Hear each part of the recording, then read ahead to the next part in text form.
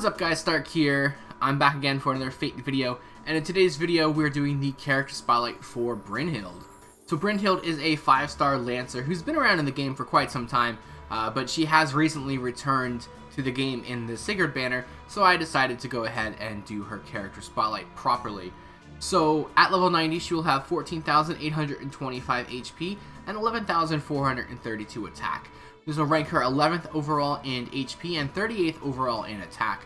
However, her stats compared to other Lancers are significantly better. So for her HP, she will rank 6th overall for Lancers, and for her attack, she will rank 2nd overall. So yeah, she might be 38th overall for attack, but compared to other Lancers, she's doing pretty good there. So that's pretty good. Her star absorption is 87, her star generation is 12.2, and her noble phantasm generation on her attacks is a whopping 1.07, and on defense it's 4%. So Brynhild is a very good character in my opinion. She is very good for critical support. That's basically her main job, I guess, and she does it really well. So she also does have a few other things that are built into her kit, including a pretty nice debuff. So her first skill is going to be the Mana Burst Flame B. This will increase Buster Card effectiveness for 1 turn for herself, as well as increasing her own Noble Phantasm strength for 1 turn. This is a nice skill on a 5-turn charge time at max level. The percentages are pretty good too, 25% for your Buster Card increase and 15% for your Noble Phantasm increase. So all in all, pretty good skill, going to do some pretty good damage with it. The only drawback here is that it does only last for 1 turn. Her second skill is the Primordial Rune Brynhild. This will decrease Noble Phantasm strength for 1 enemy for 1 turn, and this will also decrease that enemy's critical rate for 3 turns. So this is on a 6-turn charge time at max level, and it's a pretty good debuff skill, honestly, being able to decrease their Noble Phantasm strength. So you're not going to be able to prevent them from firing it off, but you're also going to be able to reduce the damage, so that should hopefully allow your team to survive. It's a 30% decrease to Noble Phantasm strength and 50% decrease to their critical rate. So all in all, I think this is a pretty solid debuff to have. And the fact that the Noble Phantasm strength only lasts for 1 turn is fine, because odds are they're not going to be firing their Noble Phantasm off multiple times anyway. So use it the turn they're going to use their Noble Phantasm, and then you get the extra bonus of the critical, the reduction on the critical rate. So yeah, it all works out pretty well.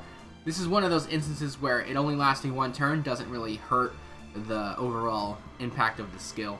And then her third and final skill is the Hero's Assistant C, which will increase the critical star gather rate of 1 ally for 3 turns, as well as healing them. This is on a 5-turn charge time at maximum level, which is awesome. You're going to be able to recycle this quite frequently, and you have a 600% increase to the gather rate.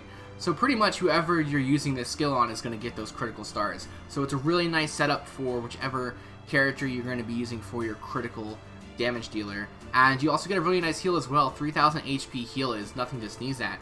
So yeah, this skill was already pretty good, but it does have a upgrade to it, and this will upgrade it to the Hero's Assistant C++, and it gets a new effect. So you'll also increase that character's critical strength for 3 turns. So not only are you giving them the stars, but now you're giving them the ability to do, an extra 40% damage on your crit strength for that character. So they're going to be doing a lot more damage with those crits. It also does up the overall amount for the gather rate to 3000%. So yeah, if there was any question before about those characters getting the stars, that's eliminated. Those characters are definitely going to get max stars if you have them. The heal does remain the same, but all in all, this skill is a fantastic upgrade, and it is available on Global at the moment. So if you do have Brynhild, you will be able to upgrade it. As for her passive, she does have 3. The first one is the Magic Resistance B, which will increase your debuff resistance by 17.5%. The second one is Writing A, which will increase quick card effectiveness by 8%. And finally, she has Divinity E, which will apply damage plus 100. So all in all, I think Brynhild has a fantastic kit of skills. She's very good as a support character, but she can also do a really good amount of damage on her own. So I will give her 4.5 stars for her skills. Taking a look at her command card deck, she has 2 quick, 1 art, 1 buster, and her hit counts are kind of low. She has 3 on the quick, which is really nice, 2 on the arts, 1 on the buster, and 5 on the extra attack. So it does make up a little bit for her really high Noble Phantasm generation with a little bit lower on the hit count, so it kind of offsets it a little bit. As for her command chains, for damage it's going to be Buster Arts, Buster Extra. For Noble Phantasm gauge, it'll be Arts, Quick, Extra, and that'll give you a 38% increase to your gauge. And then for stars, it's going to be Quick Arts Quick Extra for 17 stars. As for her Noble Phantasm, it is going to be a Buster card that will deal damage to a single enemy, as well as increasing the critical star drop rate for all allies by 30% for 3 turns. And then on the Overcharge effect, this will deal extra damage to a Brynhild's beloved enemy. And then there is an upgrade to her Noble Phantasm, which will up the overall damage she does, as well as increasing the increase for the critical star drop rate for your allies from 30% to 50% for 3 turns. So it's a pretty good buff in my opinion, and this is also available on Global right now, I believe. So if you have Brynhild, you'll be able to get both of her upgrades and make her just an even better character. So overall for damage capabilities, I am going to give her 4 stars. On her own, she doesn't do too much damage by herself, but she can support characters to make them do a lot of damage. Although I guess technically if you use her 3rd skill on herself, she can do, a lot of good crit damage there. But mainly you're going to be using this on an ally. Her critical ability will get 5 stars. She has all 3 of the crit abilities built into her kit, and they're all fantastic. So yeah, there's really not much else to say there. She's very good as a crit character. Her Noble Phantasm will get 4.5 stars. It does some really good damage, and this is post-update, which is available, so I'm factoring into it. So she does some really good damage, and she has a really good effect, being able to increase the drop rate of stars. So that'll give a really good flow of stars. It lasts for 3 turns too, so you'll be generating a lot of extra stars. And yeah, I've said it multiple times, she's really good as far as crits go. Her survivability, on the other hand, is something to question. So she's only going to get 3 stars in survivability. She has no defense, so she really can't do anything there. No defense, no evasion, no guts, nothing like that. She does have a heal on her 3rd skill, so that'll be nice. Being able to get 3,000 heal there is pretty good, being able to keep a character alive. But outside of that, she doesn't really have anything as far as defense goes, so she's a little bit easy to kill. Her versatility, we'll see her get 4 stars. She is a fantastic servant for crits. There's no debating that, and she does have a really nice debuff as well, which can be very helpful.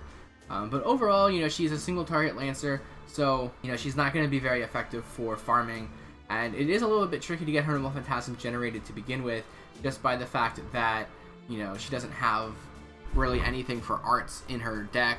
She doesn't have anything built into her kit to increase her Noble Phantasm gauge, so it can be a little bit tricky to get her rolling really effectively. So you might actually have to bring in some sort of support there for her, which kind of takes away from her being the support character for other characters.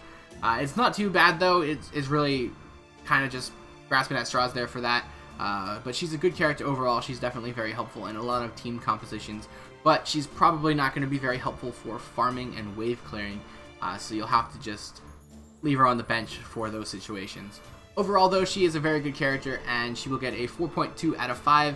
She is fantastic, really. So if you're trying to beat something like just one time, she's going to be very helpful. Obviously, if you're going against sabers, then don't bring her because she's weak to them. But outside of that, she's going to be very helpful, and she's very useful for crits. And we are going into the quick meta of the game, so there's going to be a lot of different crit teams coming out and stuff like that. So Brynhild will definitely see a lot more play, I feel. So yeah, that's that. I think she's a good character. I definitely want to get her, and that's pretty much it for me, guys. As far as banners go, Brynhild is pretty tricky for when she comes back. Obviously, she's out right now as of this recording with Lost Belt number 2. But for the remainder of the year, she only does come back one time, and that's going to be for the 3rd anniversary lucky bag. So if you do want to try and roll the dice to get her, you can go and roll for the lucky bag for the Lancers and hope to get her. After that though, she really doesn't come back too much often outside of lucky bags. So if you really do want her, then you might have to pull for her right now in Lost Belt 2, because if not, you're going to be waiting a couple years in order to get her outside of a lucky bag summon. So that's it, guys. Thanks for watching. I hope you did enjoy this video, and if you did, feel free to like, comment, and subscribe. And as always, I do have the links below to my Twitter, Twitch, Patreon, and Discord, so feel free to check those out. And I'll leave you here with Brynhild's Noble Phantasm, and I'll see you guys next time.